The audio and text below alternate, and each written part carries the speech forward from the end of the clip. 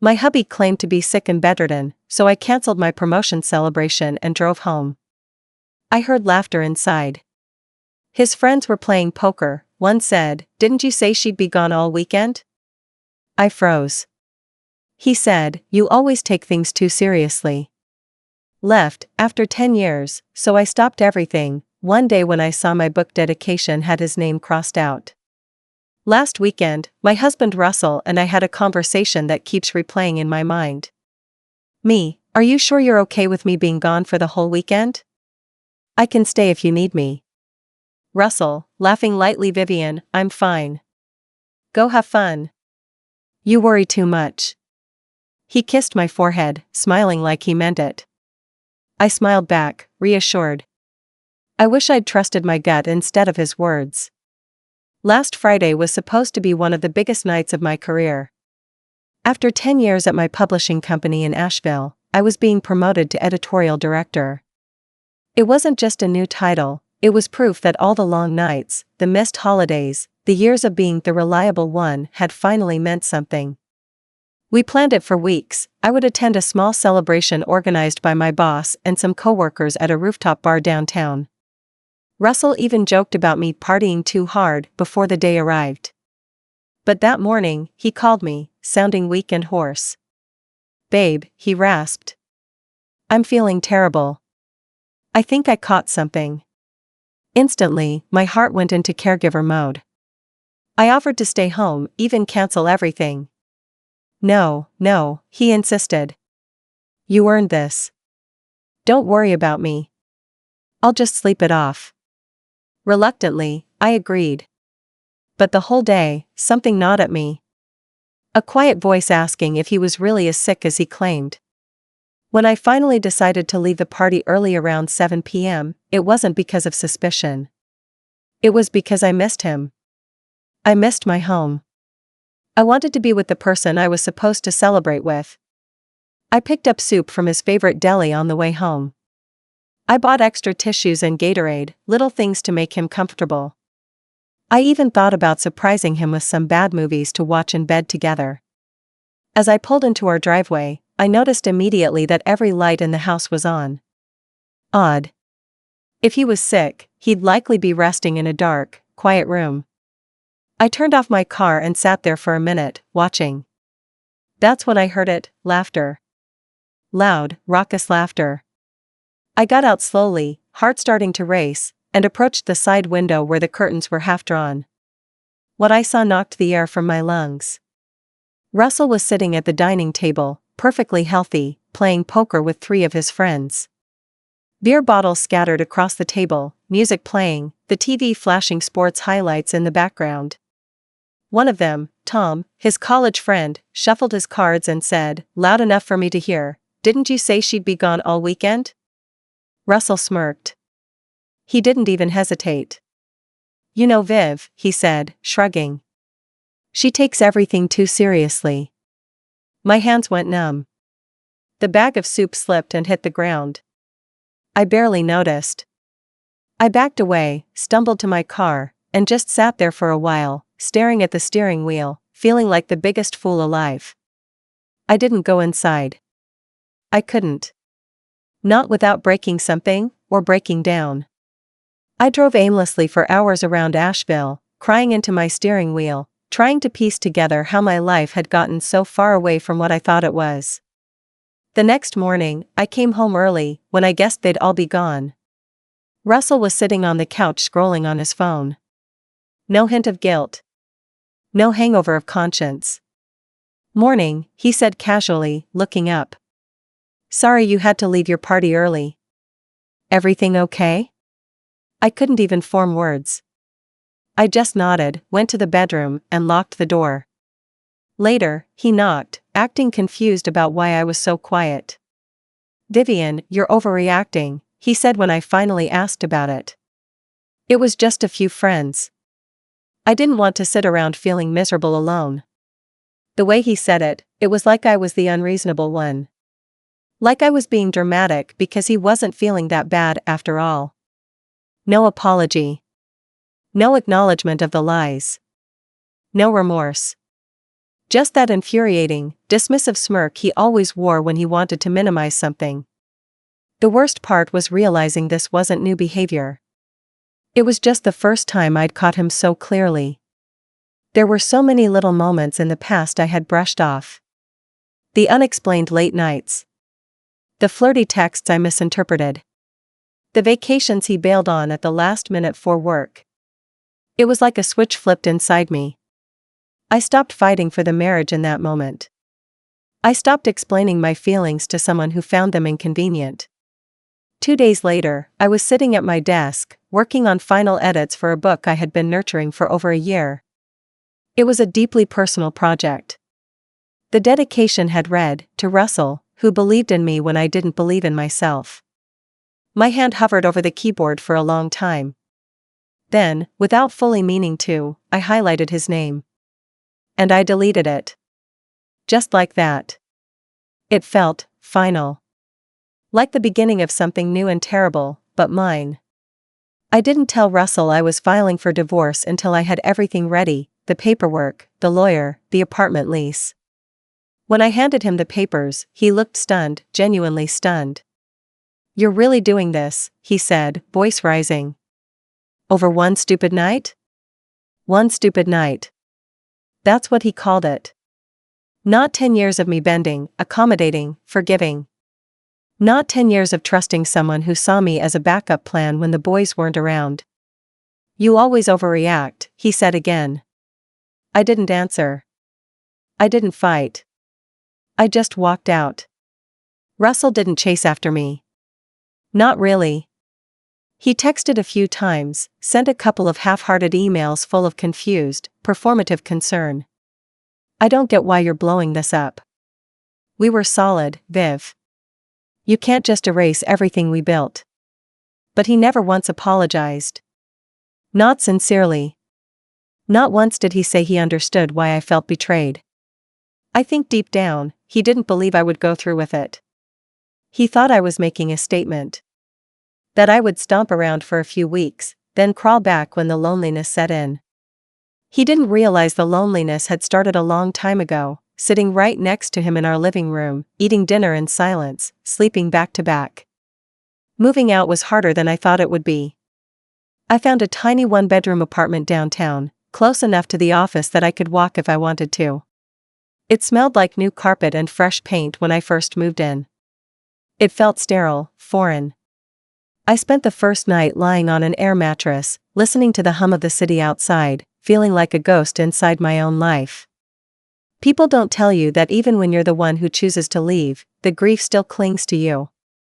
The loss isn't just of a person, it's the death of a future you spend years imagining.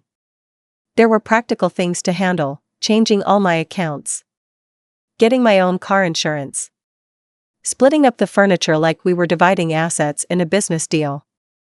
Russell fought me on stupid things. He insisted on keeping the dining table, even though he never once cared about it when we picked it out together. He made the paperwork as tedious as possible, sending endless minor revisions through his lawyer, wasting time, wasting energy. But I stayed calm. I stayed cold. Every time I thought about caving in, I remembered standing outside that window, hearing him laugh at me. Friends were mixed. Some people rallied around me immediately. My coworker Fiona, bless her, showed up at my apartment with 2 pizzas, a 6-pack, and a trashy reality TV box set. Others weren't so quick to take sides. "Are you sure it's not something you can work through? 10 years is a long time to throw away over one mistake. Marriage is hard, Viv." As if I didn't know that already. As if I hadn't already spent years trying to convince myself that hard was the same as unhappy. Family was harder.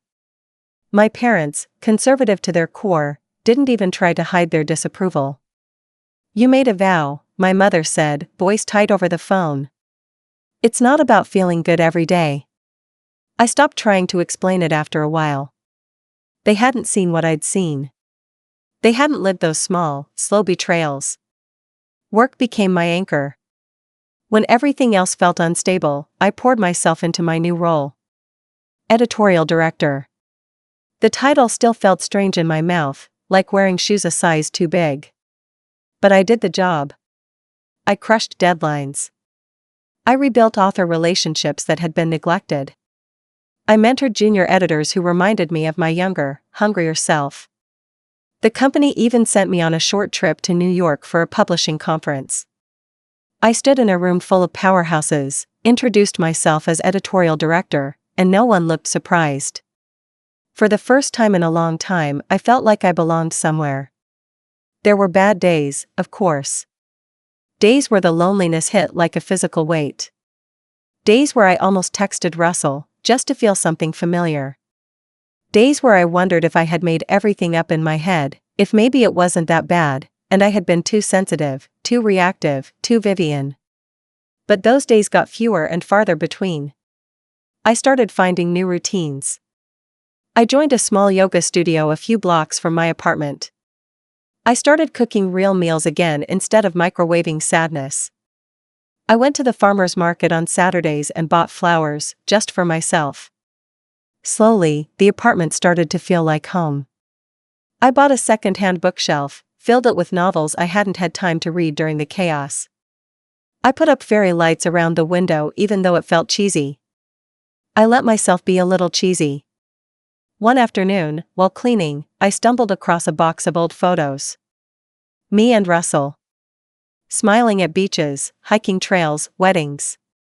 Frozen moments that told only half the story. I sat there for a while, staring at them. Then I packed them up without ceremony and shoved them into the closet. I wasn't ready to burn them yet. But I also wasn't ready to keep pretending they meant what I had once thought they did. As the months dragged on, the divorce inched toward finalization. Russell became more and more bitter.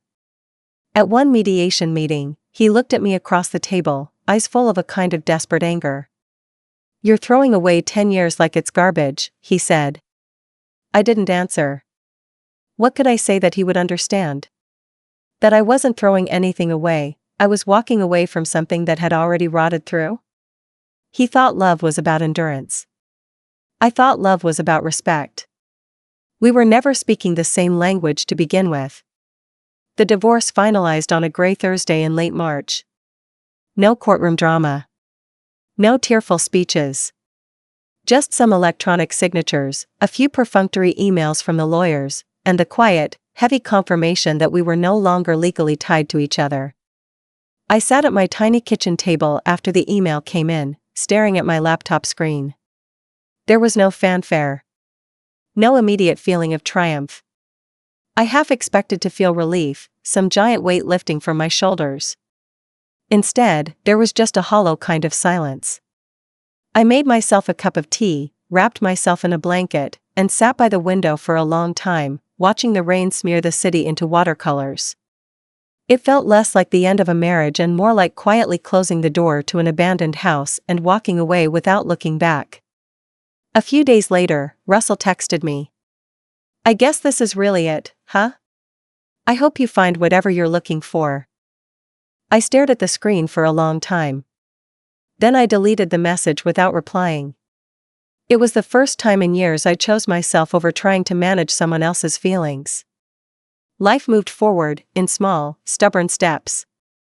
I redecorated the apartment a little. Nothing fancy, some new throw pillows, a cheap area rug, a framed print of the Blue Ridge Mountains. I started volunteering at the public library on weekends, helping out with reading programs for kids. It felt good to be useful outside of work. To be part of something bigger without needing it to define me. Some nights were still hard. I'd find myself scrolling through my phone, reaching for the comfort of old patterns. I'd catch myself wondering what Russell was doing. If he missed me. If he ever thought about the life we had almost built together. But those thoughts started to feel like background noise. Static. Fading away, bit by bit. One random Tuesday afternoon, I received an unexpected package at work. It was a first edition copy of a novel I'd loved as a teenager, Beloved by Toni Morrison. No note, no return address. At first, I thought maybe it was a mistake.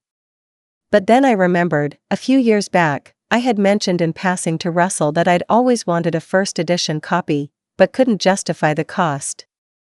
I turned the book over in my hands, unsure what to feel. Guilt? Sadness? Nostalgia? Instead, I felt nothing.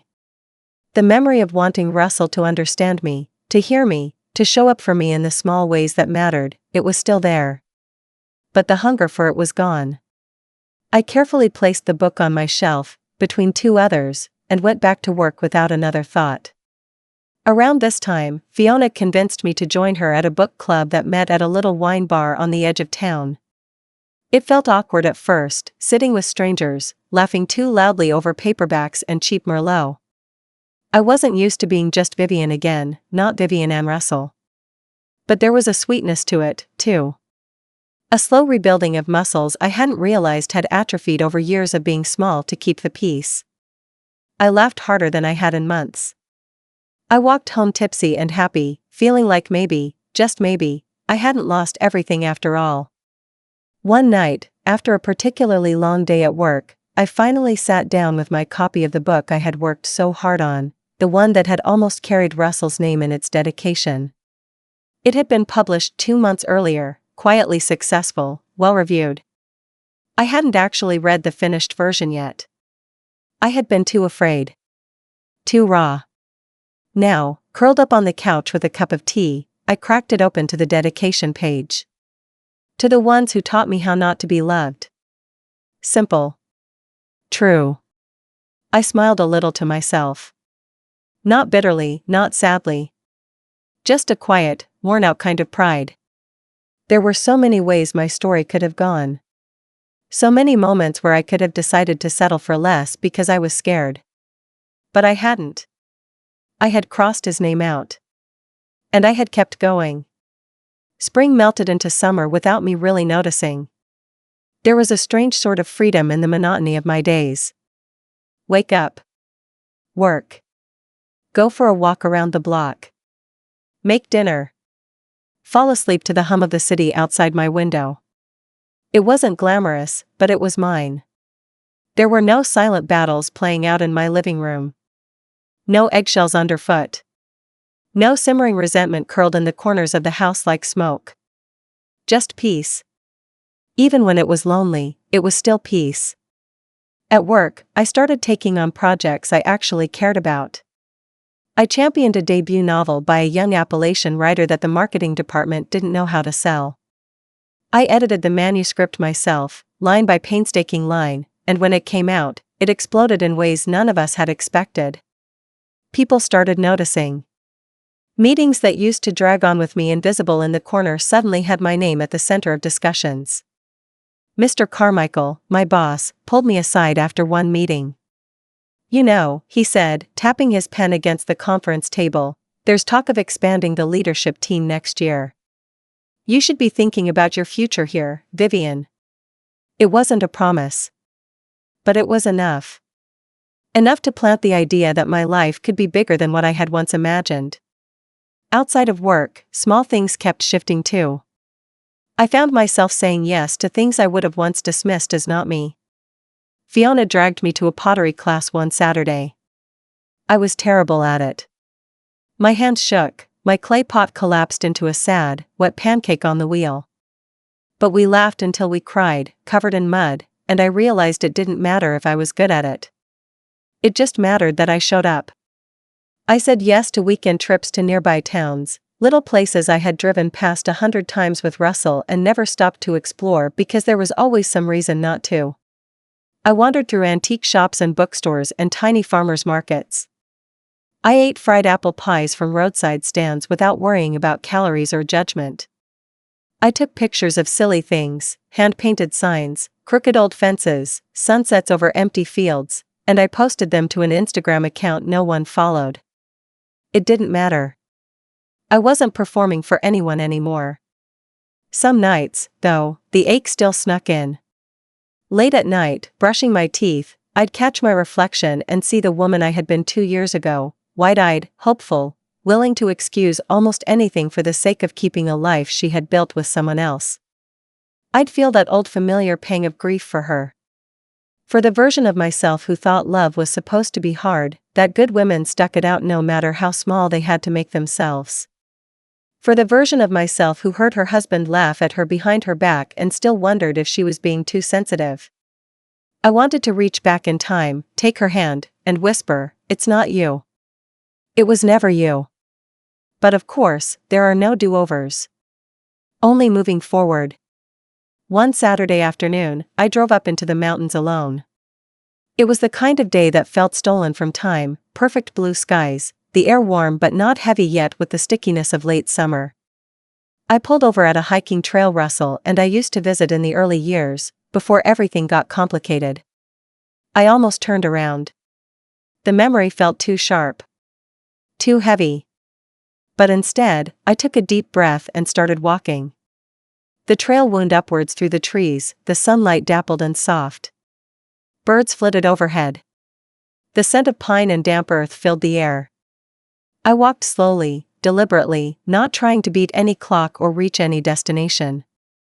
Halfway up, there was a lookout point, an old stone wall built into the edge of the mountain, overlooking miles of rolling green hills and valleys below. I sat down on the wall, legs swinging over the edge like a kid. The wind tugged at my hair. The world stretched out in front of me, wide and wild and unknowable. For the first time in a long time, I didn't feel trapped by it. I didn't feel like the best parts of my life were behind me. I felt curious. Curious about who I could be now that no one was standing in my way, not even myself. I stayed there for a long time, just breathing. No plans. No agenda. Just the slow, quiet realization that there was a whole life still ahead of me, messy, imperfect, and entirely my own. Fall came to Asheville slowly, like the world letting out a long sigh. The air sharpened. Leaves burned bright gold and red along the blue ridge. Sweaters came out. Scarves appeared. Coffee shops smelled like cinnamon and wood smoke. I found myself busier than ever. Work was thriving. The young Appalachian writer I'd mentored got nominated for a major national award, and suddenly I was getting calls from agents and editors who had never even known my name before. Mr. Carmichael pulled me into his office and offered me the newly created title of Vice President of Editorial Strategy. It came with a raise big enough that my heart stuttered reading the offer letter. "You built this," he said simply when he slid the papers across his desk. For once, I believed him. Meanwhile, Russell started to unravel. I didn't seek it out, but in a town like Asheville, word travels. Friends of friends told me bits and pieces. He had tried dating again almost immediately, but it never seemed to stick. Apparently, he complained loudly about how modern women were too sensitive and expected too much. It would have been sad if it weren't so pathetic. What really hit him hard, though, was seeing the book. My book. The one that should have carried his name in the dedication, but didn't. The one that, after months of slow burn, suddenly exploded in popularity thanks to a celebrity book club pick. It shot up the New York Times bestseller list almost overnight. There were interviews, profiles, podcast appearances. In every interview, when people asked about the dedication, I gave the same answer: it's for anyone who stayed too long somewhere they weren't loved. And found the courage to leave. I never mentioned Russell's name. Not once. I didn't have to. He knew.